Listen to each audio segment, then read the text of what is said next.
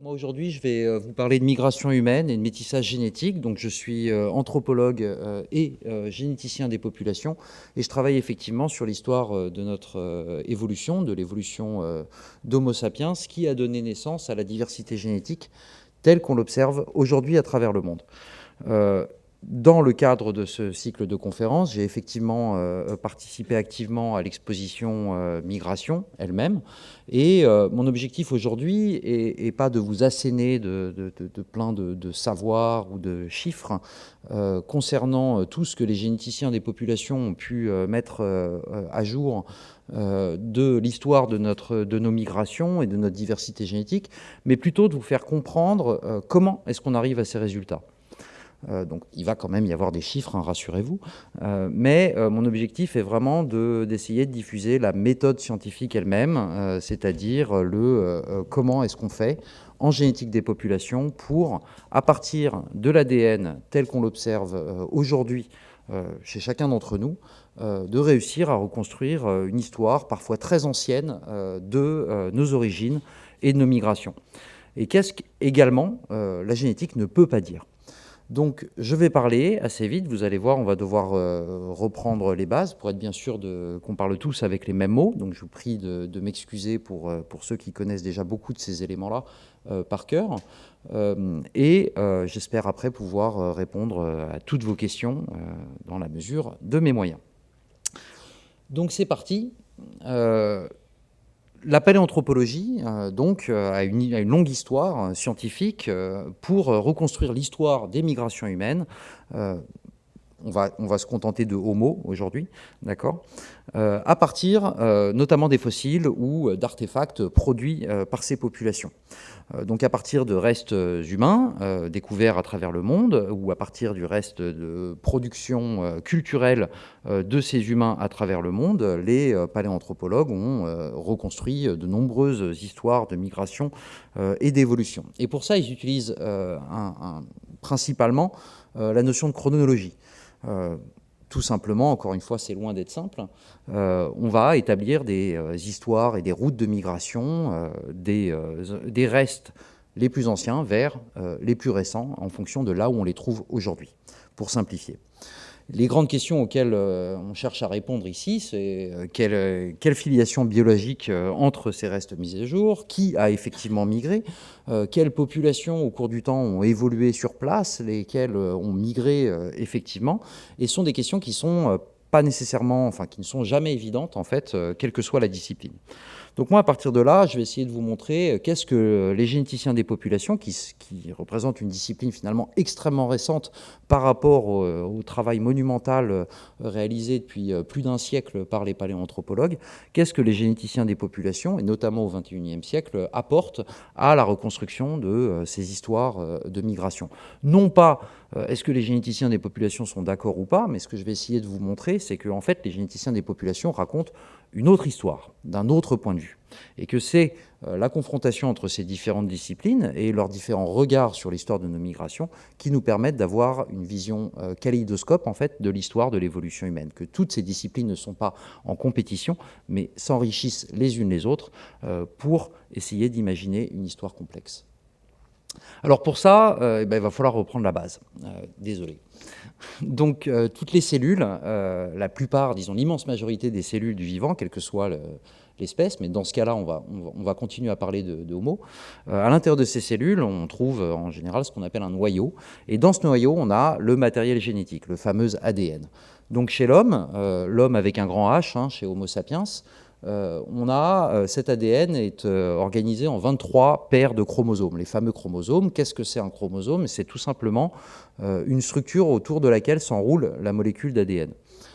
Donc si on zoome et qu'on déroule un chromosome, on trouve cette fameuse double hélice d'ADN qui est composée d'une succession de micromolécules, 4, au nombre de 4, adénine, guanine, cytosine et thymine, les fameux AGCT de l'ADN. Et c'est dans la succession de ces lettres que s'écrit le génome de tous les êtres vivants. Donc, Si on déroule ça, on a un énorme livre composé de uniquement 4 lettres, qu'on peut imaginer être découpé en 23 paires de chapitres pour ce qui est de l'être humain. Donc chaque chromosome serait un chapitre, puisque c'est une molécule d'ADN. Et dans une cellule humaine, on trouve 6 milliards de lettres, en gros. Donc c'est un nombre colossal, c'est absolument phénoménal, mais juste pour vous le dire tout de suite, on est très très loin d'être l'espèce avec le plus grand nombre de lettres dans son ADN. Hein. Une des espèces à l'heure actuelle qu'on connaisse qui a le plus grand nombre de lettres dans l'ADN est une espèce de plante, une plante verte ornementale, Paris japonica, qui a 150 milliards de lettres dans son ADN. D'accord ? Donc on ne mesure pas la complexité d'un organisme et la façon dont il vit dans son écosystème en fonction de la quantité de lettres qu'il y a dans son ADN. Et l'être humain est très très loin d'être l'être avec le plus de lettres dans son ADN. Ceci dit, ça représente quand même un nombre colossal d'informations. Si on devait l'écrire sur des pages A4 avec une typo à peu près normale, on aurait 1200 km de papier pour le génome d'une seule cellule humaine. Donc c'est vraiment une grande quantité d'informations seulement dans ces 4 lettres. Alors comment est-ce que là-dedans, on va reconstruire l'histoire humaine? Vous voyez qu'il n'y a pas écrit des noms de pays là-dedans. Hein, voilà. D'ailleurs, il y a très très peu de noms de pays avec seulement 4 lettres à TGC. Hein, il n'y en a qu'un seul, pour être précis. Mais on ne voit pas ça, on ne voit pas l'histoire des origines géographiques des individus. Donc comment est-ce que les généticiens font pour vous parler de ça à partir uniquement de cette séquence d'ADN? Eh bien, en fait, il repose sur le fait qu'on sait à peu près comment est-ce qu'on fait les bébés en génétique. C'est-à-dire qu'un spermatozoïde va rencontrer un ovule pour donner naissance à une cellule zygote, une cellule œuf, qui elle-même va produire un nouvel individu à la génération suivante. Et il se trouve que chacun des deux parents biologiques va mettre la moitié de son génome, en fait un chromosome sur 2, à l'intérieur de ce spermatozoïde et de cet ovule respectivement. Donc quand les deux fusionnent, eh bien, on retrouve les 23 paires de chromosomes dont la moitié provient du premier parent biologique et l'autre du deuxième parent biologique. Et donc en fait, on hérite de notre ADN de nos parents, qui eux-mêmes l'ont hérité de leurs parents, et qui eux-mêmes l'ont hérité de leurs parents. Donc un individu est en fait une mosaïque des ADN qui étaient portés par toute sa parentèle biologique. Ok ? Le truc, c'est que, eh bien, il y a la fameuse loterie de la reproduction. En fait, à chaque fois qu'un parent produit un spermatozoïde ou un ovule, il ne va pas forcément mettre le même chromosome dans cette cellule, ce gamète.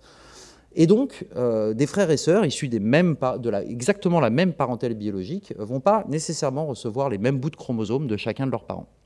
Donc il y a une première source de diversité qui est cette mosaïque. Elle reflète l'histoire de notre parentèle, mais elle ne la reflète pas de la même façon chez tous les frères et sœurs d'une même fratrie biologique.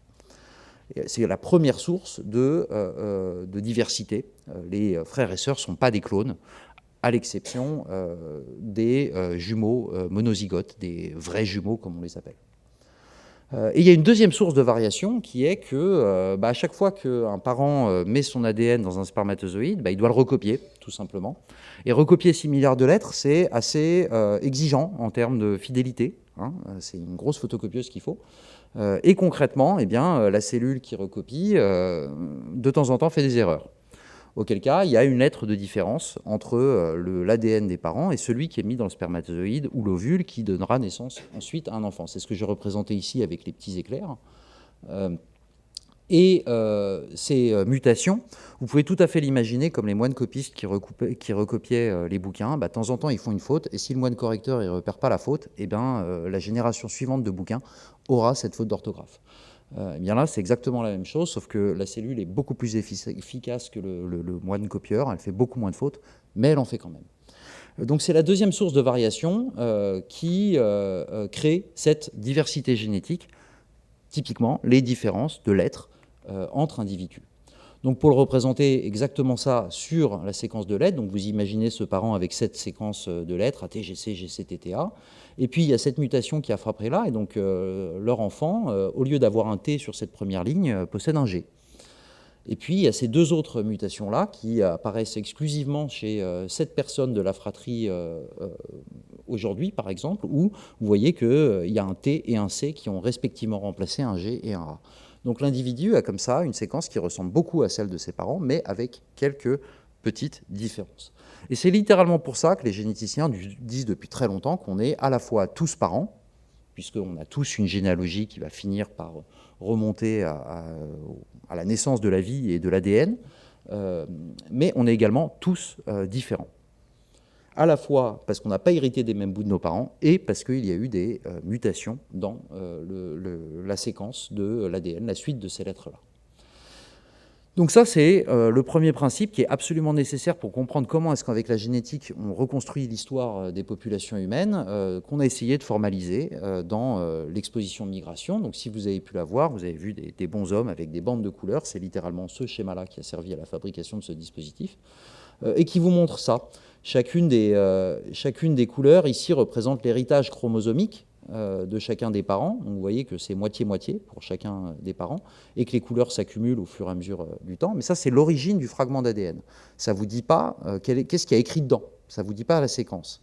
J'insiste là-dessus parce que c'est un élément souvent très compliqué pour le grand public à comprendre. Quand on vous parle de chiffres, on vous assène des chiffres, il faut faire bien attention. Est-ce qu'on parle de qui est-ce qu'on a hérité le fragment d'ADN ou de qu'est-ce qu'il y a écrit dans le fragment d'ADN? On peut tout à fait récupérer deux fragments d'ADN qui viennent chacun de deux individus différents, mais pour lesquels la séquence qui est écrite à l'intérieur est rigoureusement la même.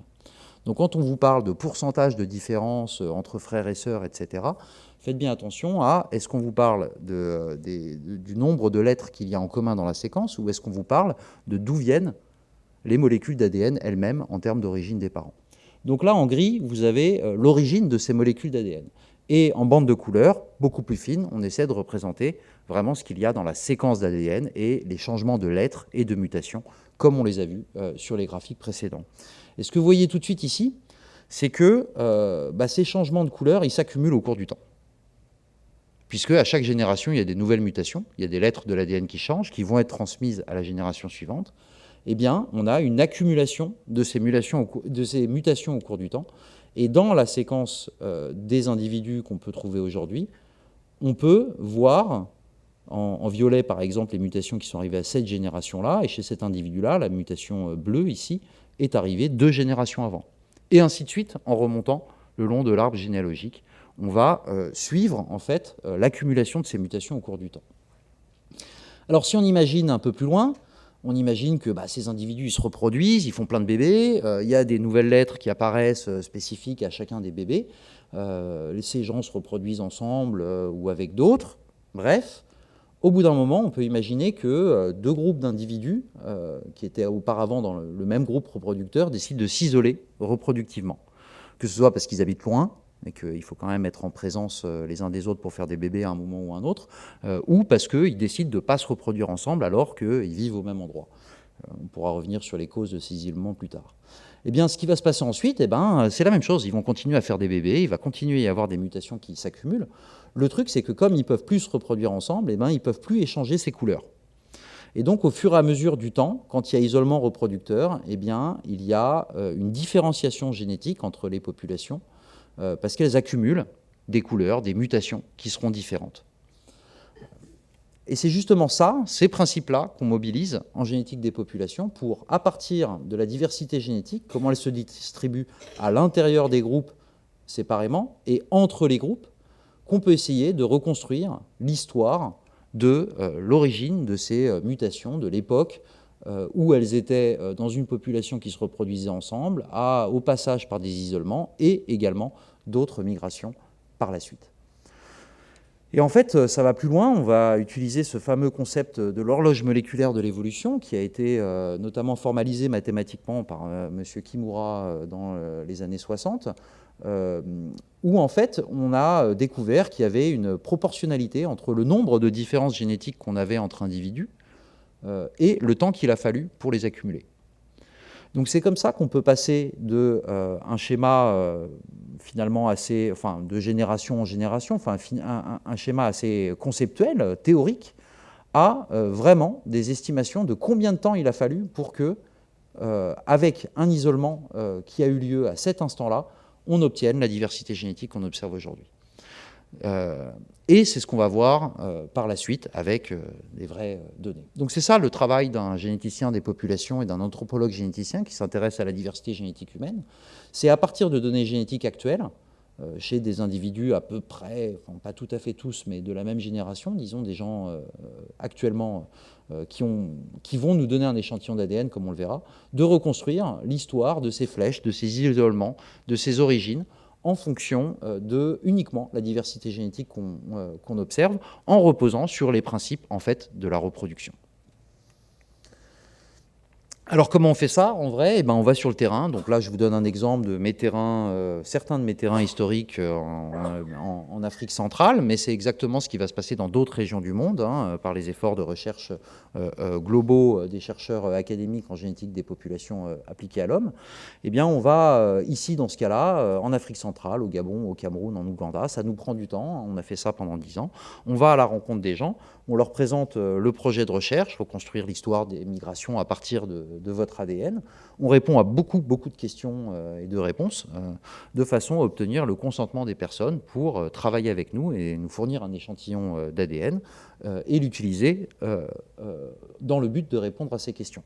Ça représente 80% du temps passé sur le terrain.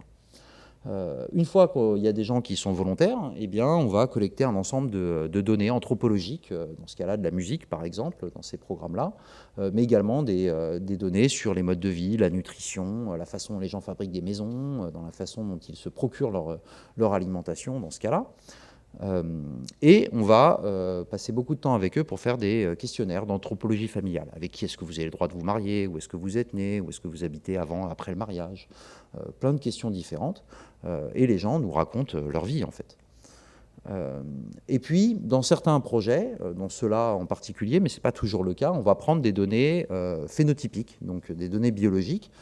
Ici, ça peut être des données biométriques, on mesure les gens, mais on peut également mesurer leur glycémie, par exemple, ou d'autres, ou un certain nombre d'anticorps qu'ils vont posséder, si on se pose des questions sur l'évolution du système immunitaire. Donc ça, c'est vraiment très projet dépendant, et chaque projet va prendre un ensemble de données différentes. Et puis enfin, seulement enfin, on va demander un échantillon biologique. Dans mon cas, en Afrique centrale, je voulais pouvoir rester avec les gens, pour vivre avec les gens, pour collecter toutes ces informations non biologiques. Et donc, j'ai beaucoup utilisé des échantillons de salive, parce que ça me permettait de les conserver dans le sac à dos et de passer un mois dans le village avec les gens. Si vous voulez du sang, il faut le traiter tout de suite et vous devez arriver avec un camion et des générateurs et l'électricité pour pouvoir préserver l'ADN qui est contenu dans cet échantillon sans qu'il se dégrade. Donc ça vous fait d'autres contraintes qui sont nécessaires pour certaines questions d'ordre médical, mais qui ne le sont pas toujours pour tous les programmes de recherche. Et puis enfin, dans ce contexte-là, on a enregistré le consentement éclairé des personnes avec des questions-réponses. Ces enregistrements sont uniquement là pour les services juridiques et éthiques de contrôle de est-ce qu'on a bien fait notre travail, ou si les gens se plaignent et veulent se retirer des études, qu'il puisse y avoir une information judiciaire. Donc même moi, je n'ai pas le droit de regarder ces enregistrements que je dois pourtant conserver. Donc à partir de là, eh bien, on va à différents endroits dans le monde, et différents chercheurs avec différentes questions d'intérêt, etc. Mais on collecte ces échantillons qui peuvent provenir de partout dans le monde en fonction des différents terrains d'échantillonnage. Donc on a récupéré des échantillons biologiques, on va les passer au laboratoire pour sortir cet ADN des cellules, d'accord. On a ces laboratoires, ces photos sont prises ici, dans les laboratoires physiquement présents dans les murs du musée de l'Homme. Le terme musée-laboratoire n'est pas cosmétique, nous avons effectivement des espaces de pointe de génétique moléculaire et d'autres disciplines dans les murs du musée de l'Homme. Puis on va séquencer cet ADN qu'on a sorti des cellules, c'est-à-dire obtenir la séquence pour chacun des échantillons et chacun des individus de ATGC pour les 6 milliards de lettres que contient le génome humain. Qu'est-ce qu'on en fait? Eh ben, c'est là où commence le travail. Eh ben, on va le comparer, on va compter les mutations, on va compter le nombre de différences entre individus. Donc là, ici, chaque ligne, c'est un individu. Et puis, si deux individus ont la même lettre, on va compter une différence de 0. Vous voyez, c'est assez complexe. S'ils ont une différence d'une lettre, on va compter 1. Et ça, on va le faire 6 milliards de fois. C'est là où ça devient complexe. De réussir à le faire de manière efficace avec autant de données, c'est extrêmement coûteux. Donc on fait beaucoup d'informatique pour réussir à gérer des telles quantités de données et comparer effectivement, compter les différences entre paires d'individus sur des échantillons, ici collectés dans le monde. Voilà. Donc, pour chaque individu, on peut déterminer un pourcentage de différence moyen le long du génome, ou spécifiquement regarder qu'un seul chromosome, par exemple.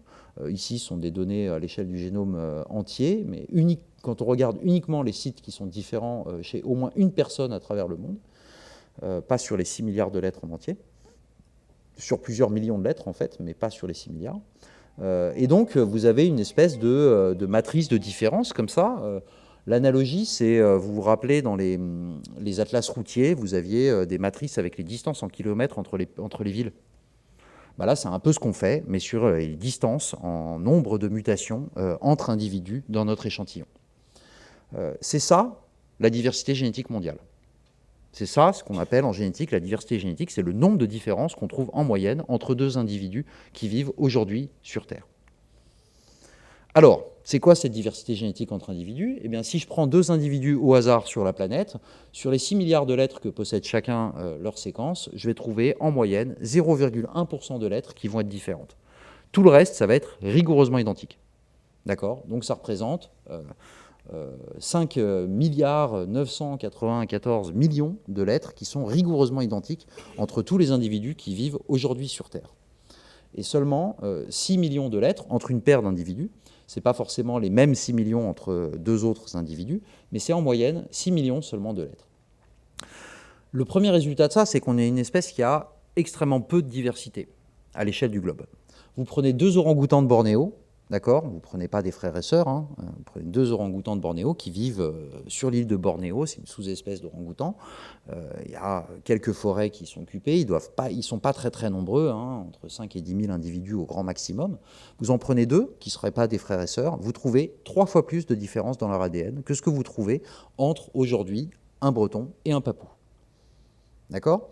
À l'échelle de la génétique, on est probablement l'espèce de grand mammifère non domestiquée, la plus homogène génétiquement qui existe aujourd'hui sur Terre.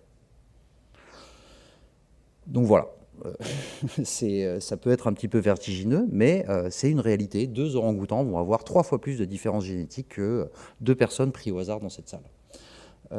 Et c'est donc dans ces toutes petites différences, quand les généticiens des populations vous parlent de grandes différences génétiques, ils parlent en fait d'un tout petit nombre relativement à la taille de l'ADN. C'est un biais qu'on a, on parle de grandes différences, et moi aussi je vais le faire, mais il faut bien vous mettre en tête que en fait, c'est un tout petit nombre de différences, d'où la difficulté de notre travail, c'est d'aller chercher les 6 millions parmi les 6 milliards entre deux individus. Alors maintenant, entre populations, qu'est-ce que ça donne quand on continue à compter ces différences-là? Eh bien ici, à l'échelle du monde, vous avez le résultat d'un article fameux de 2002, qui était la première image de la diversité génétique mondiale à l'échelle du génome entier.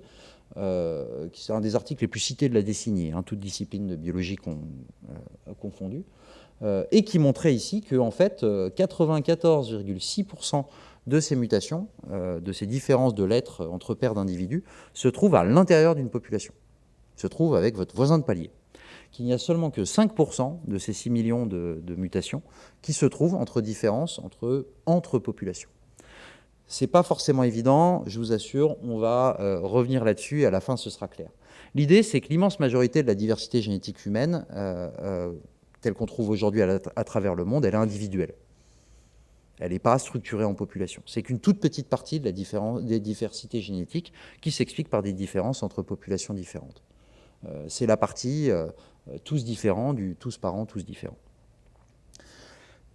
Donc si vous cherchez des différences entre populations, il va falloir regarder encore plus en détail une plus petite proportion de mutations. Alors il y a un truc qui est intéressant, très très intéressant même dans ces découvertes-là, c'est que si on regarde les différences ici que vous avez sur ce graphique, là en abscisse vous avez le nombre de différences moyennes, donc le pourcentage dont je vous ai parlé, là 0,1%, c'est un peu plus ici parce qu'on regarde toute la séquence d'ADN,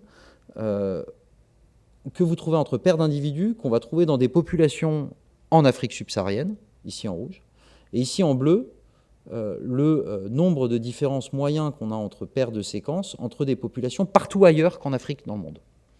Vous voyez ici qu'il y a beaucoup plus de différences entre deux individus qui vivent aujourd'hui en Afrique que entre un Breton et un Papou, encore une fois, pour reprendre cet exemple-là. Mais beaucoup plus. Et donc ça, c'est quelque chose qui est complètement inexplicable dans la théorie raciale classique, avec les races, les Africains noirs, les Européens blancs, les Asiatiques jaunes, et les Américains rouges dans la tradition, ne me demandez pas. Eh bien, en fait, ça, c'est complètement inexplicable. Vous avez beaucoup plus de différences entre deux individus en Afrique qu'entre un Français et un Chinois. Donc, et c'est pour ça que les catégories raciales sont complètement abandonnées par les généticiens depuis les années 60. Parce qu'elles ne sont pas efficaces, elles ne permettent pas de rendre compte de ce fait qui est juste de compter les mutations entre les paires d'individus et qui montre que, voilà, on a plus de différences entre deux individus aujourd'hui en Afrique qu'entre deux individus partout ailleurs dans le monde.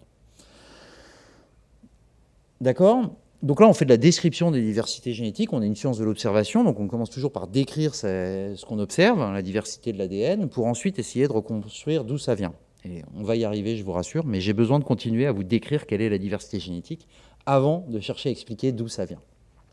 Donc une autre façon de représenter les différences moyennes entre paires de populations, ces fameux 5% dont on parlait tout à l'heure, eh bien, c'est de faire un graphique comme ça, qui n'est pas un arbre des origines, il n'y a pas d'origine d'ancêtre commun, qui est juste une représentation de ces distances sur la matrice de l'atlas routier dont on parlait. Si vous utilisez cet algorithme-là sur l'atlas des distances routières entre les villes de France, vous obtenez la carte du réseau routier de France. Donc plus deux populations sont éloignées en marchant le long de cet arbre, plus on va trouver, ça va être un peu plus que 5%, et plus elles sont proches, plus ça va être un peu moins que 5%. Donc aujourd'hui, ce qu'on peut dire, c'est que la diversité génétique mondiale, les plus grandes différenciations entre paires de populations à travers le monde sont entre des populations d'Afrique subsaharienne, des populations d'Océanie et des populations d'Amérique du Sud. C'est à peu près les mêmes distances qu'on doit parcourir à pied le long de cet arbre pour aller sur ces trois pôles. L'autre truc qu'on peut décrire sur ce qu'on observe aujourd'hui, c'est que des populations qui sont plus proches géographiquement aujourd'hui sont aussi souvent plus proches génétiquement. Vous voyez, ça fait des pompons comme ça. Ceci dit, il faut faire très attention avec ça. Vous voyez ici, on a deux populations, les Rondoniennes Surui et les Caritiana, qui vivent exactement dans la même forêt à l'ouest du Brésil, qui vivent dans la même forêt. Ils ne parlent pas du tout la même langue, donc ils ne se comprennent pas du tout. Et ils ne se considèrent pas respectivement comme étant du même monde. C'est même pas du racisme à ce moment-là de la partie, c'est juste quand ils se rencontrent, ils pensent qu'ils rencontrent des esprits dans la forêt, ils ne pensent pas qu'ils rencontrent d'autres êtres humains. Donc ils ne font pas de bébés ensemble du tout, mais ils habitent exactement au même endroit. Et vous voyez ici que vous devez parcourir une longue distance dans l'arbre pour aller de la diversité génétique d'une population à l'autre.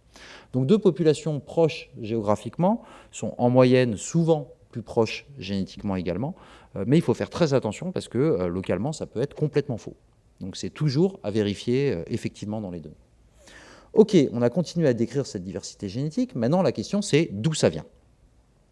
Alors comment est-ce qu'on fait ça en génétique ? Pour ça on utilise des modèles qui reposent encore une fois sur comment est-ce qu'on fait les bébés, vous vous rappelez ? Donc on peut imaginer plusieurs scénarios. Un premier scénario où il y a un ancêtre commun qui vivait quelque part sur Terre dans un lointain passé, et puis ils ont fait des bébés, et puis au bout d'un moment, il y a un groupe d'individus qui ont dit « ici c'est nul, vous n'êtes pas sympa, nous on part avec nos copains de l'autre côté de la rivière pour fonder une nouvelle population ». Donc ils fondent une nouvelle population, ils emportent avec eux leur diversité génétique. Et puis la population ancestrale continue à vivre sa vie, et encore au bout d'un moment, il y a un autre sous-groupe d'individus, plusieurs générations plus tard, qui va dire non mais ici c'est vraiment pas bien, nous on va de l'autre côté de la montagne avec nos copains. Et ils fondent encore une autre population. Et ainsi de suite, en saut de puce comme ça, qui aurait amené à la diversité des localisations géographiques des Homo sapiens tels qu'on les trouve aujourd'hui.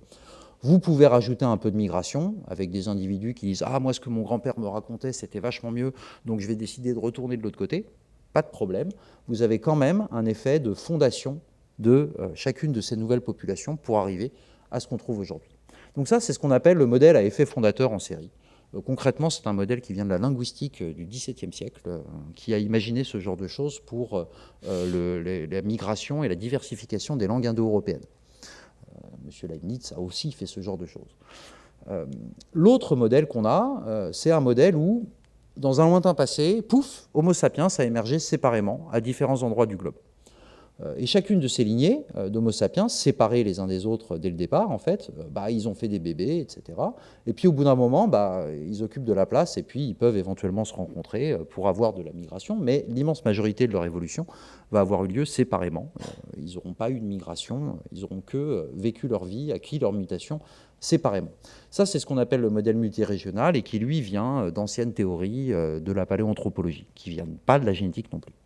L'avantage, c'est qu'en génétique, sous ces modèles-là, comme on sait comment se transmettent les mutations d'une génération à la suivante, eh bien, on peut imaginer à quoi ressemble la diversité génétique dans ce cas-là ou dans ce cas-là, et comparer ça avec ce qu'on observe aujourd'hui. C'est littéralement ce qu'on fait. Vous vous rappelez, là, c'est le modèle multirégional. Il y a un isolement strict et les différentes populations acquièrent des mutations différentes au cours du temps. Elles se différencient génétiquement. S'il y a suffisamment de temps, elles ne se ressemblent plus du tout génétiquement à la fin. Donc ça, c'est un attendu de la génétique des populations sous le modèle multirégional. Sous le modèle à effet fondateur, on peut faire encore les petites boules. J'aime bien, les généticiens des populations aiment beaucoup les billes. Donc, vous imaginez ici que chaque bille est un individu, en fait, et elle est colorée parce qu'il possède un certain nombre de mutations qui lui sont propres ou qu'il partage avec ses frères et sœurs. L'effet fondateur, c'est à un instant T, il y a un sous-groupe d'individus, 3 ici, qui va partir fonder une nouvelle population. Donc la diversité génétique de cette nouvelle population va partir de la diversité génétique qui était portée par les individus qui ont migré. Vous voyez le rouge, vert, orange. Ces individus font des bébés, ils font plein d'individus, il y a des nouvelles couleurs qui apparaissent. En fait, c'est le même temps, donc il y a le même nombre de nouvelles couleurs qui apparaissent. D'accord, mais ce n'est pas forcément les mêmes couleurs qui apparaissent entre les deux populations. Le génome est grand, quand une mutation arrive, c'est très difficile de tomber au hasard sur la même mutation. Vous avez plus de chances de gagner 13 fois au loto d'affilée que ça à l'intérieur du génome humain. C'est un vrai chiffre. Donc c'est ce qui fait qu'on est tous uniques d'ailleurs. Et puis voilà, un autre sous-groupe d'individus va aller fonder une nouvelle population et emporter avec lui sa diversité génétique, qui va être à la base de la diversité génétique de la population suivante. Et ainsi de suite. À la fin, ce que vous voyez ici, la diversité génétique, c'est le nombre de couleurs que vous avez à l'intérieur de chacune des populations.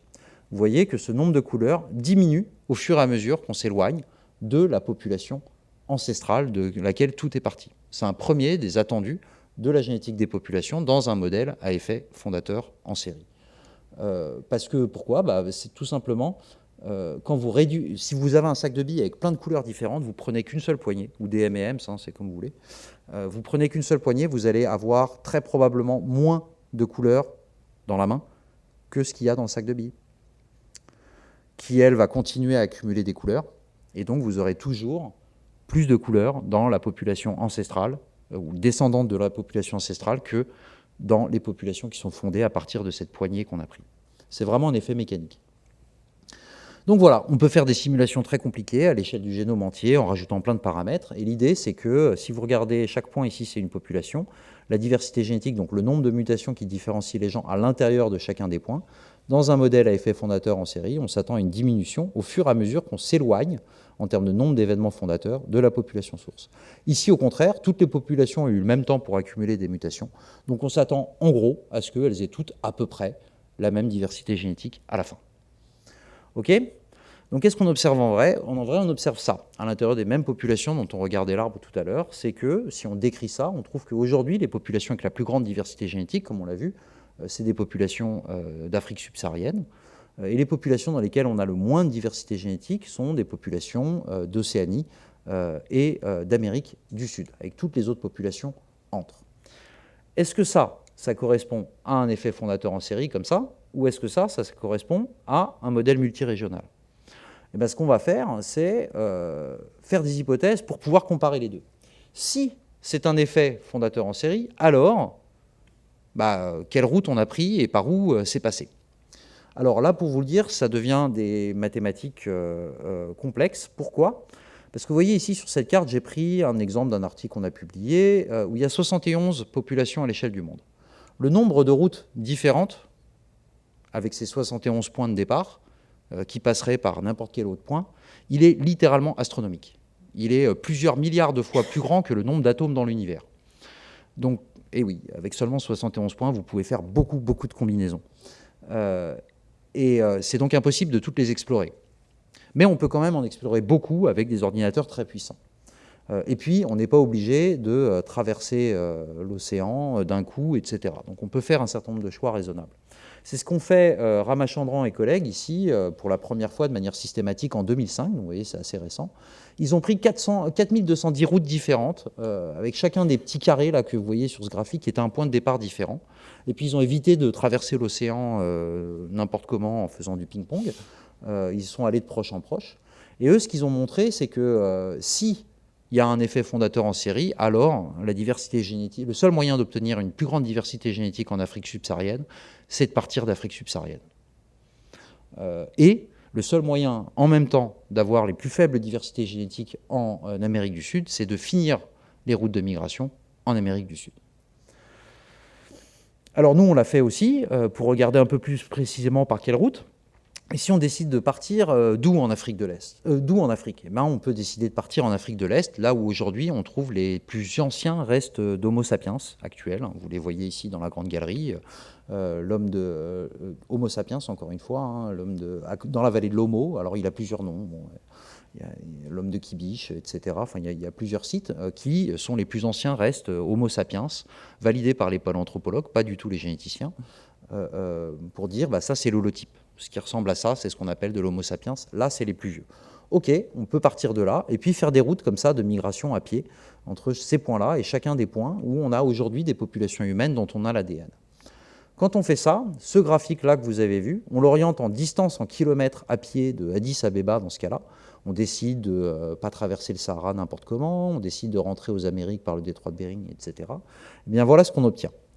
On obtient qu'on peut expliquer, là, le fameux R carré, on explique 80,3% de la diversité génétique mondiale uniquement en faisant ça, uniquement avec la géographie. Si on prenait les catégorisations raciales de Afrique, Europe, Asie, on expliquerait 0,0000005% de la diversité génétique mondiale. Vous vous rappelez, quand je vous disais que ce n'était pas efficace, c'est vraiment pas efficace. En revanche, la géographie, en prenant ces routes-là et en partant d'Afrique de l'Est, enfin l'Afrique orientale, disons plutôt, et en faisant ces choix-là, eh ben, on peut très facilement expliquer une grande partie de la diversité génétique humaine. Donc, à partir de là, on continue à faire ça, avec les distances génétiques dont on avait parlé, avec la structuration même de la diversité génétique dans le génome. On fait ça avec plein d'attendus, à la fois sous ce modèle-là et sous celui-là séparément. Et puis, on regarde qu'est-ce qui colle le mieux à nos données, statistiquement. Et un des gros consensus, voire même ce n'est que le seul consensus qu'on a depuis maintenant bien une trentaine d'années chez les généticiens des populations, c'est que de très très loin, le modèle qui explique le mieux la diversité génétique qu'on observe, c'est une origine unique d'Homo sapiens, une origine en Afrique subsaharienne, une origine sur la façade est de l'Afrique subsaharienne. On n'est pas encore vraiment clair de vers où, mais ce serait plutôt vers là. Et une histoire du peuplement en saut de puce, avec la fondation de nouvelles populations au cours du temps, qui donne naissance à la diversité génétique telle qu'on l'observe aujourd'hui. Donc grâce à M. Kimura, on peut dater ça. Quand est-ce qu'a eu lieu les événements d'isolement, vous vous rappelez, juste en comptant les mutations. Et on peut remonter comme ça, encore une fois, avec ces petites billes. Donc ça, c'est le dispositif qui est présenté de manière analogique dans l'exposition migration, qui est le fruit de ces réflexions. On l'a fait en avançant, pour des questions de médiation, mais en fait, nous, ce qu'on fait, c'est on reconstruit à partir de ce qu'on observe aujourd'hui. Et on a une image comme ça de la diversité génétique il y a entre 20 000 et 10 000 ans, avec le peuplement extrêmement rapide du nord au sud de tout le continent américain par le détroit de Bering. Et puis si on remonte encore, donc ça c'est l'arrivée du côté de Bering, on remonte encore dans le passé, on a une histoire du peuplement comme ça, où on arrive vers une sortie d'Afrique il y a à peu près 100 000 ans, à partir de cette façade est de quelque part en Afrique, pour arriver à une émergence d'Homo sapiens il y a à peu près 300 000 ans sur le continent africain.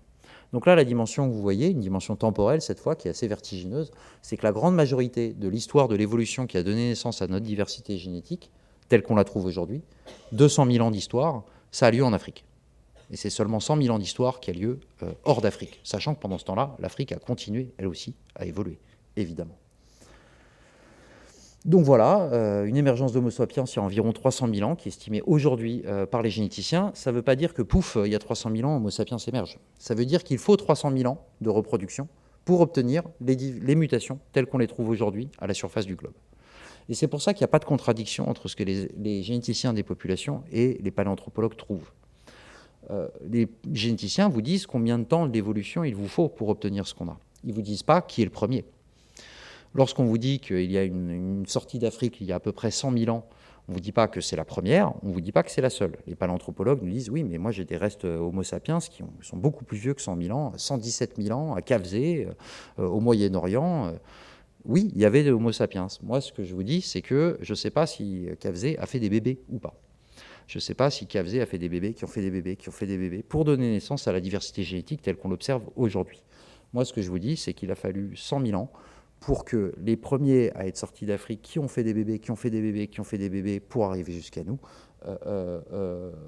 et justement forger cette diversité génétique telle qu'on la trouve aujourd'hui à travers le monde. Ok, ces migrations et fondations initiales de nouvelles populations d'Homo sapiens à travers le globe depuis l'Afrique sont suivies de migration elle-même et de métissage génétique. Les gens qui reviennent en arrière, les gens qui vont ailleurs, etc., ils rencontrent parfois d'autres Homo sapiens, parfois d'autres espèces d'ailleurs, comme on le verra. Est-ce qu'ils font des bébés ou pas? La réponse est oui, ils en font partout et absolument tout le temps. Voilà, c'est deux populations humaines qui se rencontrent, il y a de fortes chances, quelles que soient les causes, est-ce que ça se fait dans la paix et l'amour ou malheureusement dans le sang et la terreur, le fait est qu'à la fin, ça crée très souvent des enfants qui eux-mêmes vont faire des enfants, etc. et donc transmettre la diversité génétique. Alors on a pris pour ça 3 exemples dans l'exposition Migration, 3 exemples sur lesquels on travaille beaucoup ici au Musée de l'Homme. Un exemple qui m'est cher puisque j'y travaille depuis plus de 15 ans maintenant, qui est le Cap-Vert, qui est un des derniers endroits peuplés par l'être humain de manière pérenne de la planète. Le Cap-Vert a été découvert a priori inhabité en 1460. La couronne portugaise a envoyé des migrants pour coloniser le Cap-Vert. Et en parallèle a commencé le commerce des esclaves, le commerce transatlantique des esclaves, avec le Cap-Vert comme plateforme tournante, et ce jusqu'à la fin du XIXe siècle. Et donc les esclaves d'Afrique ont été déportés de force au Cap-Vert. C'était des populations qui avaient leur diversité génétique, qui avaient acquis leur mutation au fur et à mesure du temps, comme on l'a vu sur les grandes cartes précédemment. Ils se sont retrouvés et ils ont fait des bébés en mélangeant cette diversité génétique. Ce qui fait du Cap-Vert probablement un des endroits où il y a la plus grande diversité génétique au monde. Quand vous prenez 2 sacs de billes de couleurs différentes et que vous les mélangez, vous obtenez encore plus, un sac de billes avec encore plus de couleurs. Okay, vous avez un sac de billes avec du vert et du rouge, un sac de billes avec du vert et de bleu. Si vous les mélangez, vous avez un sac de billes avec du vert, du rouge et du bleu. Donc la métissage n'homogénise pas la diversité génétique. Le métissage augmente la diversité génétique, vraiment très fondamentalement. On entend souvent ça, café au lait, on va tous devenir café au lait avec les métissages et les migrations. D'un point de vue de génétique, c'est un non-sens. La migration et les métissages augmentent la diversité génétique puisqu'elles mettent ensemble des mutations qui ont évolué séparément. Donc les métissages et la migration sont des puissants mécanismes de l'évolution pour créer de la diversité génétique sans avoir à attendre que la mutation apparaisse.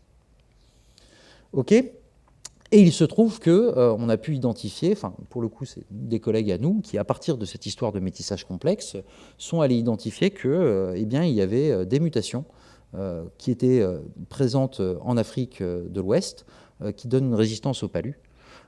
Et que les descendants des colons européens ont hérité par métissage de ces mutations de résistance au palu. Donc c'est les métissages qui a permis à ces descendants des colons de mieux résister à une épidémie sans avoir à attendre l'arrivée chez eux, au hasard, de la mutation qui leur fournirait la résistance au palu. Donc c'est un moteur de l'évolution extrêmement puissant, y compris dans notre résistance aux maladies et aux maladies du futur. Plus on a de combinaisons, plus on a de chances de résister aux maladies, aux nouvelles maladies qui émergeront. On a un autre phénomène comme ça, un autre endroit dans le monde sur lequel on a aussi beaucoup travaillé au laboratoire, en Afrique centrale, qui me permet de changer de lieu, mais également de changer d'époque, où la migration des populations qui ont inventé l'agriculture dans cette région du monde il y a à peu près 6 à 8 000 ans des populations d'agriculteurs fermiers sont rentrées dans la forêt équatoriale, ont rencontré des populations de chasseurs-cueilleurs humaines aussi, hein, qui existaient auparavant, et se sont métissés avec ces populations. Et il se trouve que dans ce process-là, ils ont eux aussi acquis, on a pu montrer qu'ils ont eux aussi acquis des mutations qui permettaient, qui avaient évolué séparément chez ces chasseurs-cueilleurs forestiers, qui permettaient de mieux résister à un certain nombre d'infections de la forêt équatoriale. Donc ça participe même de la possibilité pour ces agriculteurs de s'installer en forêt équatoriale, par métissage, d'obtenir une meilleure résistance aux maladies qui préexistaient et auxquelles les populations locales avaient déjà connu une adaptation biologique. Et enfin, on se déplace encore à un autre endroit pour donner un autre exemple. C'est les 3 exemples qu'on donne dans l'exposition Migration. Et dans le temps, lorsque Homo sapiens arrive en Asie centrale, et dans les contreforts de l'Himalaya, dans ce cas-là, il rencontre, alors on ne sait pas encore très bien où, mais il va rencontrer des populations, pour le coup, qui ne sont pas des Homo sapiens, les fameux Denisoviens, qui est une espèce cousine. Alors, espèce sur cette base-là est définie uniquement sur des critères morphologiques. Les paléanthropologues ne savent pas si leurs squelettes font des bébés ensemble ou pas. Ils ont déterminé que ces formes-là, on va leur donner un autre nom, c'est pas Homo sapiens, ça ne rentre pas dans la case Homo sapiens. Le fait est que quand Homo sapiens arrive, il rencontre ces populations qui préexistaient. Et un sous-groupe qui s'installe dans l'Himalaya, on trouve dans leur génome aujourd'hui qu'il y a eu des métissages. Donc il y a probablement plus de 40 000 ans. Il y a eu des métissages avec eux. Et qu'est-ce qu'ils ont récupéré dans cette histoire ? Ils ont récupéré justement des mutations qui leur permettaient de mieux résister au manque d'oxygène en altitude. Alors, ça existe dans d'autres populations humaines qui ne se sont pas métissées avec les Denisoviens, mais qui, elles, ont dû attendre l'émergence de cette mutation au hasard. Ces populations-là, semble-t-il, ont acquis ces mutations par métissage au moment de leur arrivée dans l'Himalaya. Donc voilà 3 exemples de ces métissages arrivent partout, tout le temps, et ont une importance biologique fondamentale dans l'augmentation de la diversité génétique telle qu'on l'observe aujourd'hui chez Homo sapiens. Et ça a toujours eu lieu, et ça continue encore à avoir lieu. Donc voilà, en conclusion, les migrations influencent massivement et rapidement l'évolution génétique humaine. Les métissages qui accompagnent ces migrations sont des mécanismes complexes, certes, mais puissants de cette évolution. L'histoire de l'évolution humaine est en fait une histoire de ces migrations et de ces métissages. Et si tout le monde ne migre pas, loin de là, on a tous des ancêtres qui, eux, ont migré. Et concrètement, nous sommes littéralement tous métis génétiquement, à moins que vous vous reproduisiez avec vous-même, ce qui est possible chez certains types de plantes, mais ce n'est pas trop possible chez l'homme. Vous êtes forcément un métis, ne serait-ce que entre vos parents. Et je vous remercie pour votre attention. Je remercie toutes les personnes qui ont contribué à cette exposition.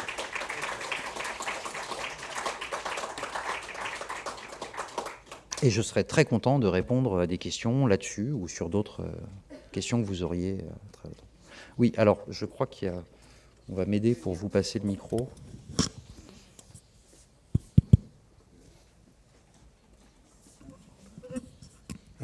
Bonsoir, merci pour tous les documents que vous nous avez fournis et ces explications.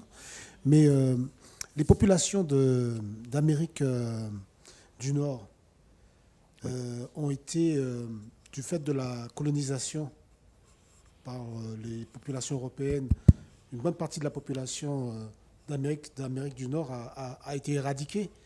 Donc les recherches génétiques pour leurs antécédents, c'est sur les populations résiduelles qui restent de ces populations indigènes de l'Amérique du Nord? Alors, c'est une excellente question. Il y a plusieurs sources d'informations. Premièrement, effectivement, certains des points sur cette carte, on peut reprendre typiquement, on va revenir loin. Pas là-dessus parce que c'est un peu trop schématique. Voilà. Là, vous voyez ici, c'est une étude qu'on a menée en 2014, qui était pilotée par M. Ripan Mali, qui est un chercheur de l'Université d'Illinois, ici, et qui a travaillé avec les communautés amérindiennes, les communautés de First Nations, comme on dit, qui étaient en Colombie-Britannique et en Alaska. Donc oui, on peut aller travailler avec les communautés de First Nations actuelles. Mais plusieurs choses. On peut aussi trouver les traces de ces métissages à l'intérieur des populations européennes, d'origine ou d'ascendance européenne, qui vivent aujourd'hui aux Amériques. C'est beaucoup le cas, par exemple, dans les Caraïbes ou en Amérique du Sud. Donc on peut aller chercher les morceaux d'ADN chez des gens aujourd'hui qui sont métissés pour aller regarder cette partie-là de leur histoire génétique. Et enfin, depuis quelques temps, il y a beaucoup de travaux en ce moment, c'est très chaud en ce moment, où on travaille soit sur les collections ou sur des restes archéologiques de précolombiens. On va aller chercher l'ADN de ces fossiles-là et faire exactement tout ce dont je vous ai parlé avant. La technique de la paléogénétique sont différentes parce qu'elles cherchent de l'ADN dans des ossements, mais toute la génétique des populations, l'histoire de reconstruction, les attendus, les sacs de billes, ils font tout pareil, c'est les mêmes équations. Sauf que là, on va se faire un voyage dans le temps, dans l'ADN des gens qui vivaient à cette époque-là pour aussi participer à reconstruire ces histoires-là. Donc il y a effectivement eu un phénomène absolument dramatique de cette histoire, une influence dramatique de cette colonisation sur littéralement les génocides qui ont été conduits à l'éradication de beaucoup de ces populations. L'ADN conserve quand même beaucoup d'informations qu'on peut exploiter pour essayer de reconstruire cette histoire. En revanche, c'est sûr qu'avec ça, bien, des lignées ont disparu et on a perdu de l'information. Les généticiens ne peuvent regarder que l'histoire de ceux qui ont fait des bébés, qui ont fait des bébés, qui ont fait des bébés jusqu'à aujourd'hui. Ceux qui n'ont pas fait de bébés, c'est ainsi, ne font pas partie directement de l'histoire génétique de l'évolution telle qu'on l'observe aujourd'hui.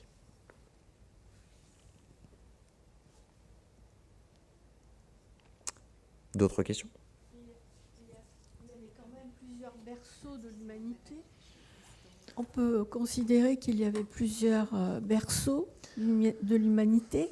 Ça, c'est une question très très difficile. Oui. Il venait pas uniquement d'Afrique de l'Est, si. Si. Alors peut-être pas d'Afrique de l'Est elle-même, mais d'Afrique, du continent africain tel qu'on connaît aujourd'hui, et d'Afrique subsaharienne, ça c'est à peu près sûr. Alors ils auraient peuplé les Dionysiens. Il y a en Asie de l'Est. Oui. Il y avait un berceau là aussi. Alors tout ce qui est Homo sapiens, moi je vous parle d'Homo sapiens, c'est-à-dire de nous. Je ne vous parle pas d'Homo erectus, je ne vous parle pas des descendants d'autres, je ne vous parle même pas de l'origine de Néandertal ici. Je vous parle de l'origine de Homo sapiens, c'est-à-dire nous, partout aujourd'hui sur Terre. Aujourd'hui sur Terre, on n'a plus qu'une seule espèce d'homme, c'est Homo sapiens. Alors là, ça me permet de parler de cette notion d'espèce, j'ai essayé de vous glisser un peu. La question de l'espèce, ça c'est une question compliquée, y compris pour nous. Dieu sait qu'au muséum on est spécialisé dans les questions d'espèces. Vous avez quelle définition ? Allez, je vais vous demander quelle définition vous avez de ce qu'est une espèce en tête ?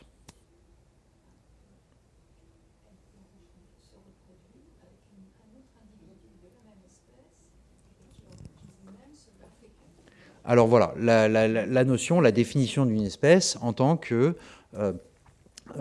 des individus qui peuvent se reproduire ensemble et avoir eux-mêmes une descendance fertile, alors font partie de la même espèce. Ça, c'est intéressant parce que c'est une des définitions les plus récentes de l'espèce. C'est une définition qui date en fait entre les années 30 et les années 60 du siècle dernier, et c'est une définition génétique. C'est une définition qui est d'ailleurs pas très opérationnelle parce que tant qu'on n'a pas fait se reproduire les gens, on n'est pas sûr qu'ils sont capables de faire des bébés. Mais le fait est que ça, c'est une définition purement génétique. Toutes les histoires de Homo sapiens, Homo néandertal, Homo erectus, etc., ce sont des définitions qui prédatent largement ça, et qui étaient faites uniquement sur la base de squelettes, sur la base de mesures, et qui n'ont aucune idée de est-ce que ces individus peuvent se reproduire ou non ensemble. C'est d'ailleurs pour ça que uniquement sur la base de ces critères morphologiques, on peut définir différentes espèces, et les paléanthropologues l'ont très bien fait. Néandertal, une tête suffisamment différente de Sapiens pour qu'on décide de faire deux espèces différentes. D'accord ? Et jusque-là, la question de est-ce qu'ils pouvaient se reproduire ensemble ou pas, c'était une question ouverte, on ne sait pas. Les généticiens arrivent et vous disent « Attendez, ils ont fait des bébés ensemble ces gens, parce qu'on retrouve leur ADN en commun ». Donc du point de vue des généticiens, Homo néandertal et Homo sapiens, ce n'est pas deux espèces différentes, puisqu'ils peuvent se reproduire ensemble et ont une descendance fertile, jusqu'à nous-mêmes. Donc cette notion d'espèce, en fait, c'est quand un généticien vous parle d'espèce, il vous parle en général d'une espèce qui a été définie sur des critères essentiellement morphologiques et qui ont été faits par d'autres, pas sur cette question de reproduction. De la même façon que quand les paléanthropologues vous parlent d'espèces différentes, ils ne vous parlent pas d'une histoire de reproduction. Ils vous parlent d'une histoire de formes différentes. Donc c'est plus un problème de la notion d'espèce, pour répondre à la question de madame, qu'un problème de qui a fait des bébés avec qui. où les généticiens sont assez clairs que oui, il y a une population, enfin, la diversité telle qu'on l'a aujourd'hui chez Homo sapiens provient d'Afrique subsaharienne. En revanche, la question du berceau est encore plus compliquée. C'est la notion d'Adam et Ève. Je suis désolé de vous l'annoncer, mais la génétique ne fonctionne pas comme ça. En fait, concrètement, on va plutôt parler d'un ensemble de gènes avec des individus qui vont être capables de se reproduire ensemble. Mais l'ancêtre commun, il ressemblait à une bactérie, pas à un être humain. Parce que l'ADN qu'on a reçu, qui remonte aux premiers individus, qu'on a tous hérités en commun, eh bien, ce n'est pas un être humain, c'est une bactérie. Et à l'époque des premiers êtres humains, il y a déjà plein de gens qui ont des formes différentes et qui se reproduisent ensemble, peut-être à différents endroits, pour donner naissance à la diversité génétique d'Homo sapiens telle qu'on la connaît aujourd'hui. Et beaucoup d'autres individus qui vivaient dans ces populations-là et qui n'ont peut-être pas laissé une descendance jusqu'à aujourd'hui. Mais si on doit parler de berceaux, parlons-en à une échelle large et on va parler de berceaux continentaux. Mais ceci dit, comme on vient d'en parler, eh bien, quand on croise Néandertal hors d'Afrique, on fait des bébés avec eux. Et donc la diversité génétique qu'on observe, elle peut aussi être le fruit de ces métissages avec d'autres espèces beaucoup plus anciennes, dont à l'heure actuelle, moi, généticien, je ne m'avancerai pas à dire où habitaient leurs ancêtres. Pour aller plus loin, vraiment dans ces réflexions-là, sur vos 6 milliards de lettres, là, il y en a 26% qui sont rigoureusement identiques chez la jonquille. On ne descend pas des jonquilles. On a un ancêtre commun qui a donné naissance en plusieurs millions d'années d'évolution, d'un côté à la jonquille, de l'autre côté à Homo sapiens. Mais l'ancêtre commun, l'origine, ressemblait très probablement beaucoup plus à une bactérie qu'à un être humain.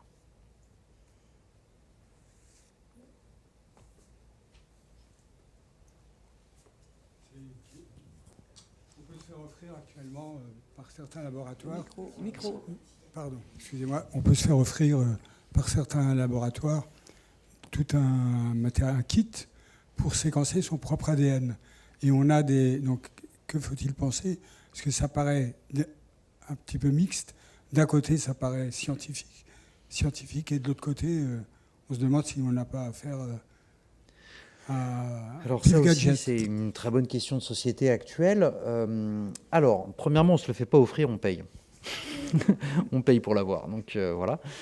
Deuxièmement, je tiens à rappeler que ces tests-là sont illégaux en France.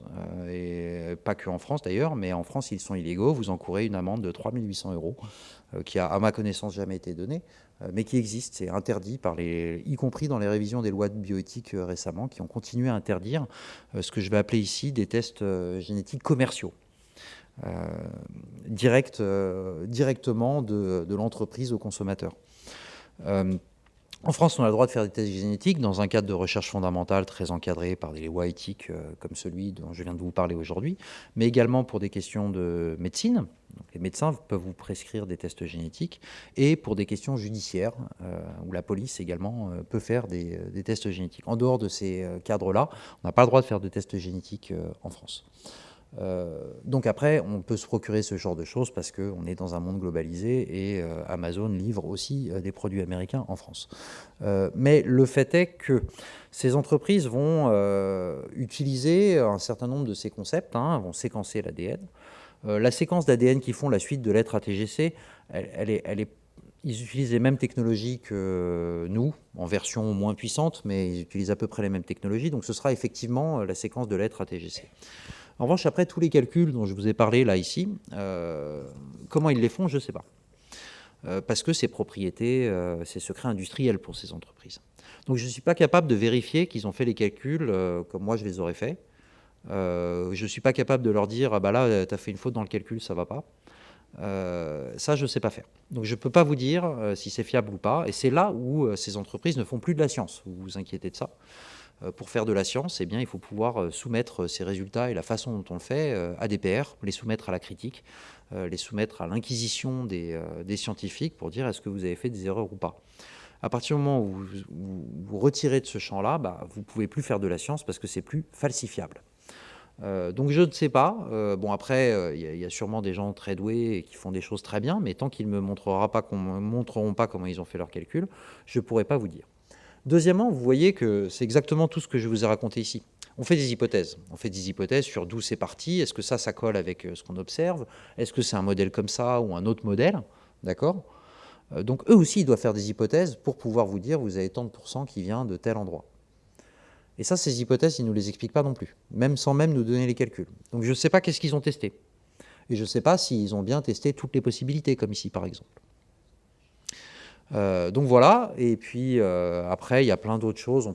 Je parle beaucoup de ces sujets-là. On en a fait d'ailleurs une conférence ici que vous trouverez sur YouTube avec Evelyne Ayer du Musée de l'Homme, une grande conférence d'1h30 exclusivement sur cette question-là, qui doit dater de l'année dernière, je crois, ou de celle d'avant, mais qui est encore tout à fait d'actualité sur les différents problèmes que pose ce genre de choses.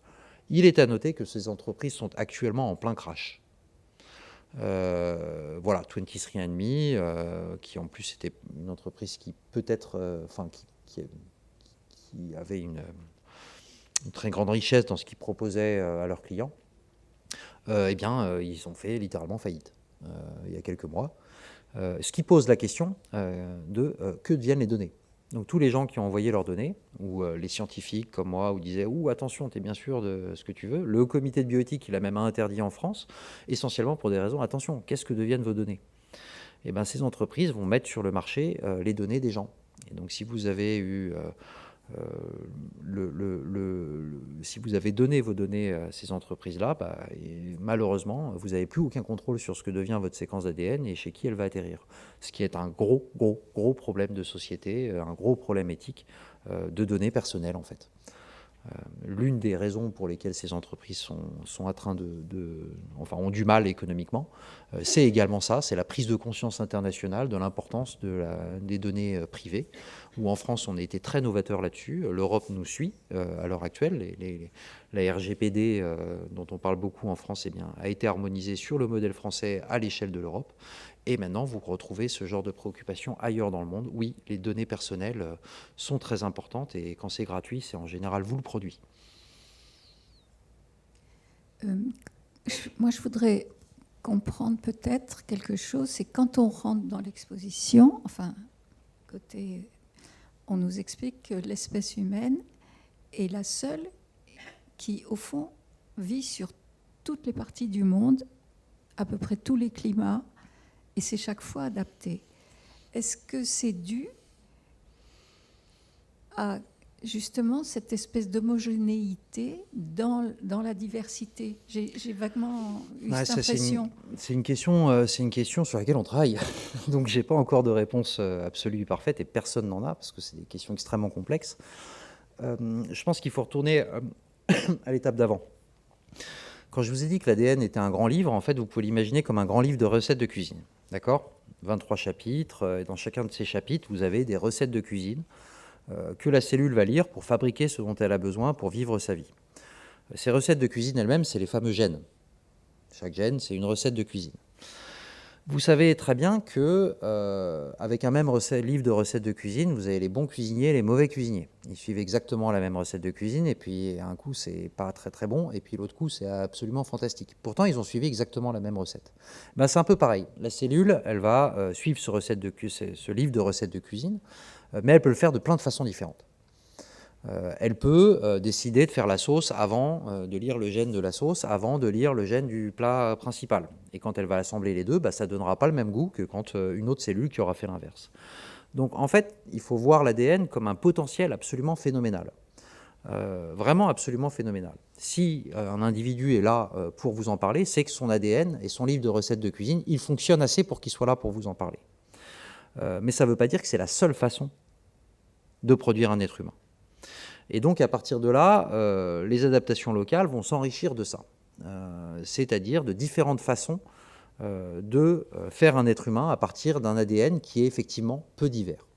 Maintenant, vous avez des mutations. Une seule lettre de l'ADN qui change, ça peut être assez radical quand même.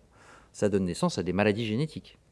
Les personnes qui malheureusement sont affectées par ces maladies génétiques peuvent vous dire qu'une seule lettre de l'ADN, ça peut être absolument phénoménal. Ceci dit, il y a beaucoup de ces lettres de l'ADN qui ne font pas des choses aussi radicales que les maladies génétiques, par exemple.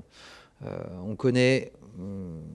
en fait, il n'y en a qu'une seule, pour être précis. Il y a une seule lettre de l'ADN qui change et qui donne une différence entre êtres humains qui ne fait pas de différence du point de vue de l'évolution. c'est la cire des oreilles. Vous saurez que le monde se divise en deux, et c'est dû à une seule lettre de l'ADN, sur les 6 milliards de lettres, entre ceux qui ont la cire des oreilles jaune et mielleuse et ceux qui ont la cire des oreilles grise et sèche. Et il se trouve que ça change absolument rien à comment est-ce qu'on écoute, est-ce qu'il y a des infections, etc. Donc il y a beaucoup de ces mutations à l'intérieur de notre ADN qui permettent une diversité qui aujourd'hui ne change rien à la survie des individus, à leur capacité à faire des enfants. Donc c'est ce stock d'informations. Peut-être que demain, il y aura une nouvelle pression de sélection naturelle qui dira il vaut mieux avoir la cire grise et sèche que jaune et orange. Et à ce moment-là, ceux qui avaient la cire grise et sèche vont faire...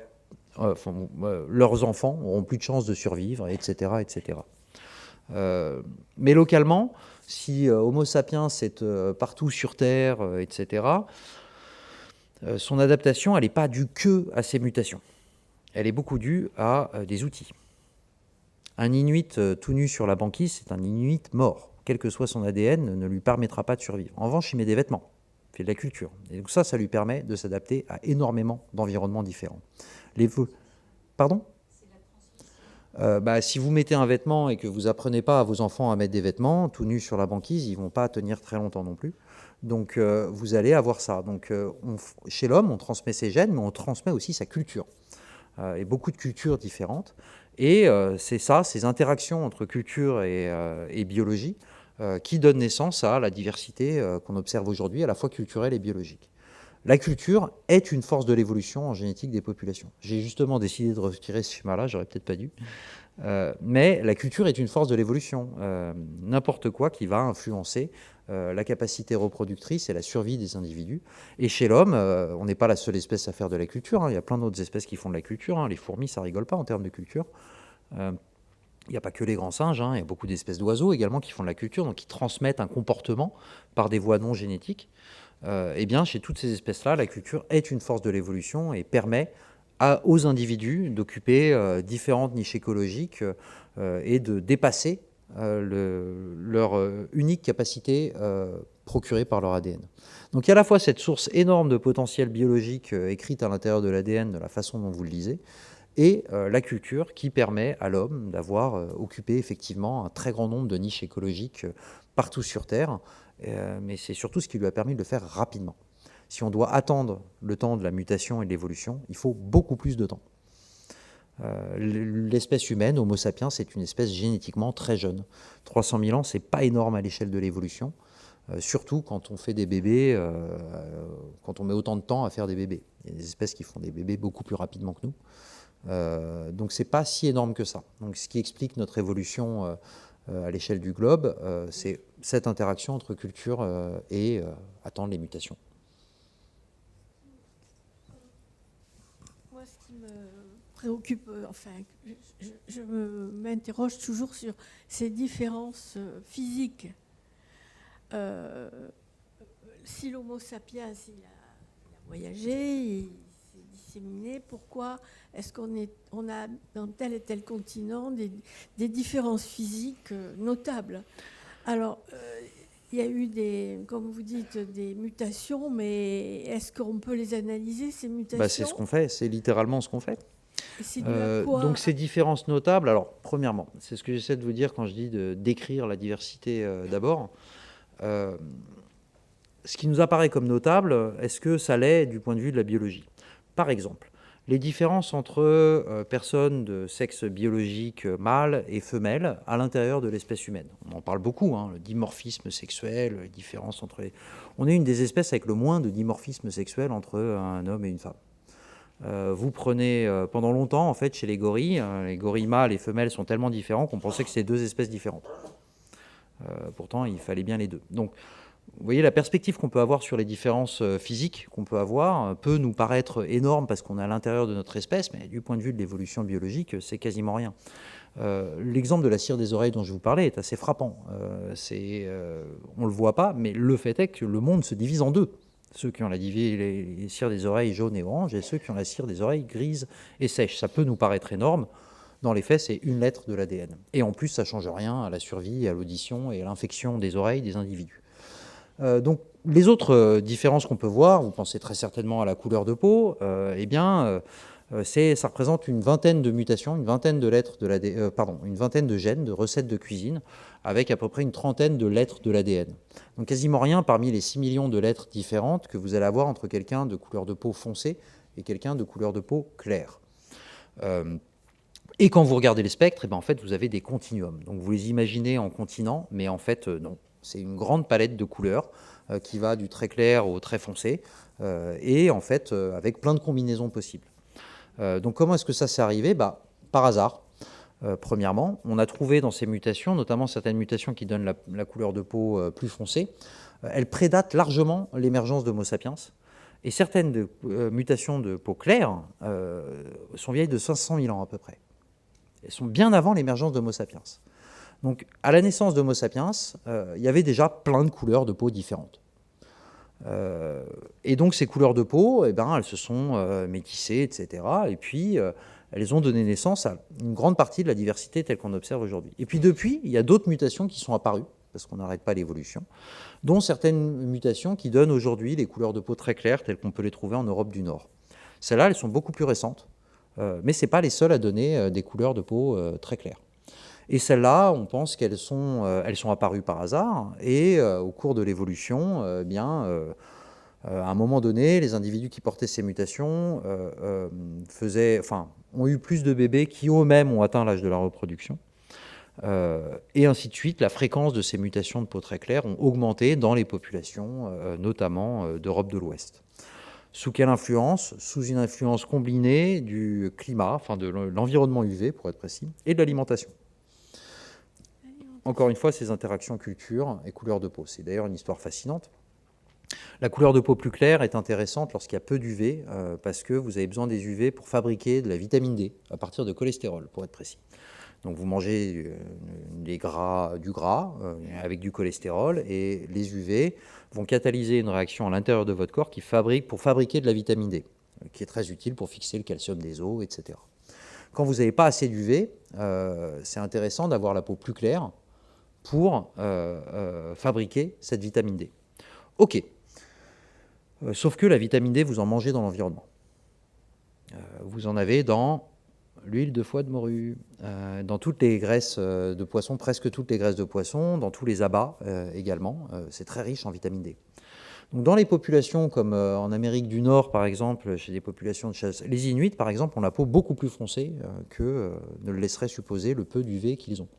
Sachant qu'en plus, ils se couvrent parce qu'il fait froid, donc ils en reçoivent encore moins. Mais ils sont de couleur de peau très foncée. Pourquoi? Parce qu'ils mangent beaucoup de vitamine D. Et à partir de là, est-ce que c'est intéressant d'avoir une mutation qui fait la peau plus claire ou pas? Pour eux, ce n'est pas très intéressant. En Europe de l'Ouest, la fréquence de ces mutations a commencé à augmenter avec l'agriculture. Donc c'est très récent, il y a à peine 10 000 ans. Pourquoi? Parce qu'avec l'agriculture, on a changé de bol alimentaire, ça a induit des carences, notamment en vitamine D. Et tout à coup, ça devenait intéressant d'avoir la peau plus claire pour mieux fabriquer de la vitamine D dans ces environnements-là. Mais ce n'est pas l'arrivée de l'homme qui arrivait en Europe qui était blanc. Non, nos ancêtres en Europe étaient probablement de couleur beaucoup plus foncée, ou encore une fois avec cette diversité de couleurs. C'est encore une fois la culture, le changement culturel qui a changé les conditions de l'environnement pour faire augmenter en fréquence cette mutation. Et puis il y a plein d'autres endroits dans le monde où ça s'est passé aussi un peu comme ça, avec d'autres mutations et d'autres couleurs. Puis d'autres endroits dans le monde où les couleurs de peau ne changent pas grand-chose à la survie des individus, et donc vous avez plein de couleurs différentes. Donc on peut faire ça avec plein d'autres éléments, plein d'autres mutations spécifiques, et la diversité qu'on observe, elle est le fruit de toute cette histoire d'interaction en fait. Donc oui, on les étudie. En revanche, est-ce que vraiment on est si différent que ça? Pour une question de concentration de mélanine sous-cutanée, aller à la plage dans le sud et puis tout le monde a la même couleur en été. Parce que tout le monde bronze. Est-ce que l'on peut savoir si le temps de gestation d'un bébé a varié dans le temps? Ça, c'est une super question. Il y a pas mal de travaux là-dessus, notamment en collaboration avec les collègues préhistoriens. Moi, je n'ai pas de réponse. Ce qu'on sait à l'heure actuelle, c'est que l'espacement des naissances change entre les populations humaines. Donc ça a une influence forte sur le temps de génération. Voilà, parce qu'il y a des populations dans lesquelles on n'a pas le droit de faire de bébé et les gens se tiennent à ça pendant 5 ans après, entre chaque accouchement, d'autres dans lesquelles c'est plutôt 2, d'autres dans lesquelles il n'y a pas de limite. Et ben ça, vous vous dites qu'entre les différentes générations, quand ça s'accumule, ça peut faire des grosses différences de temps de génération. Sur le temps de gestation, c'est pas clair et il y a beaucoup de gens qui y travaillent en ce moment, notamment pour essayer de comprendre est-ce que les individus issus des métissages entre Néandertal et Homo sapiens avaient le même temps de gestation que les Homo sapiens tout seuls d'un côté et les Néandertals de l'autre. C'est vraiment pas clair. Donc ça, moi j'ai pas de réponse à l'heure actuelle et le déterminisme génétique du temps de gestation et on est très loin de savoir quelles sont les mutations appliquées. Enfin si, on en connaît des milliers en fait. Donc de savoir comment ça marche, quel est le déterminisme génétique du temps de gestation, on est encore très loin de comprendre comment ça marche. La couleur du pot est plus simple. Bah si, on devrait pouvoir, mais à l'heure actuelle, ce qu'on a identifié, c'est plus de 5000 mutations à différents endroits du génome qui interagissent toutes de manière différente. Encore une fois, vous arrivez à des nombres de combinaisons complètement astronomiques dans le possible. Plein de déterminismes épigénétiques en fonction de ce que vous avez mangé, etc. Et on n'est pas encore clair de comment ça marche, tout simplement. Mais on bosse, hein. Promis, Christian, on bosse. Moi, j'ai encore une question sur la récente découverte d'Homo sapiens au Maroc ancien. Comment ça s'intègre dans ces schémas-là ? Alors, revenons à l'article de M. Hublin. C'est pas un Homo sapiens. Ah bah si, clairement, lui-même le dit, noir sur blanc. Il le met dans le spectre des formes des hominidés qui seraient en transition, comme pré-Homo sapiens, qui pourraient avoir donné naissance à Homo sapiens, mais c'est littéralement pas l'ensemble des caractères qu'on va trouver en Afrique de l'Est, dans la vallée de l'Omo, à 192 000 ans. Donc voilà. Comment il s'intègre encore une fois, moi je ne sais pas si cette personne a fait des bébés ou pas, qui ont fait des bébés, etc. À l'heure actuelle, ils ont cherché, ils n'ont pas réussi à trouver d'ADN conservé dans ces restes qui ont plus de 300 000 ans, hein, pour être précis, qui font partie de la galaxie Homo, qui a probablement donné naissance à notre diversité génétique. Lorsque moi, comme généticien, j'estime qu'il a fallu 300 000 ans pour obtenir la diversité génétique telle qu'on l'observe aujourd'hui chez Homo sapiens, cet individu-là rentre très bien dans ce contexte-là. Quelle est sa contribution à lui ? Ça, je ne sais pas. Est-ce qu'on parle d'Afrique du Nord à l'heure actuelle ? Nous, on a un peu plus de mal à expliquer la diversité génétique aujourd'hui en Afrique du Nord sans en passer par une sortie d'Afrique avant de retourner en Afrique du Nord ou des échanges limités, mais surtout avec une origine dans ces régions d'Afrique centrale. Donc encore beaucoup de travail de ce point de vue-là. Si on avait de l'ADN de ces populations-là, ça nous aiderait beaucoup, évidemment. Donc on ne peut pas exclure que, je pense que la façon dont il faut imaginer ça d'un point de vue génétique, c'est que vous avez plein de groupes humains dispersés potentiellement à l'échelle de tout le continent, qui faisaient des bébés ensemble quand ils se rencontraient, et puis plusieurs générations après, leurs bébés qui vivaient ailleurs se rencontraient aussi, faisaient des bébés, etc. Et avec beaucoup de milliers d'années comme ça, vous obtenez la diversité génétique qui est à la base de celle qu'on retrouve aujourd'hui chez Homo sapiens partout. Et donc peut-être que effectivement cette région du Maroc avait des populations humaines qui ont contribué à cette diversité génétique-là. C'est pas du tout impossible de le faire coller dans les modèles. J'ai pas, de fait, pas la réponse à l'heure actuelle parce que pour vraiment tester ça, il nous faut de l'ADN de ces individus-là. Pour faire l'analogie, on a longtemps pensé, il y avait plein de modèles pour les histoires de métissage avec Néandertal, plein de possibilités et plein de trucs qui collaient en fait. Ça a donné naissance à un prix Nobel quand on a celui de 2022, quand on a effectivement réussi à avoir de l'ADN pour formellement tester lequel de tous ces modèles colle le mieux à ce qu'on observe. Donc on peut faire plein d'hypothèses et je vous assure en génétique, il y a beaucoup de choses qui marchent. Tant qu'on n'aura pas l'ADN, on ne pourra pas effectivement tester. Merci beaucoup.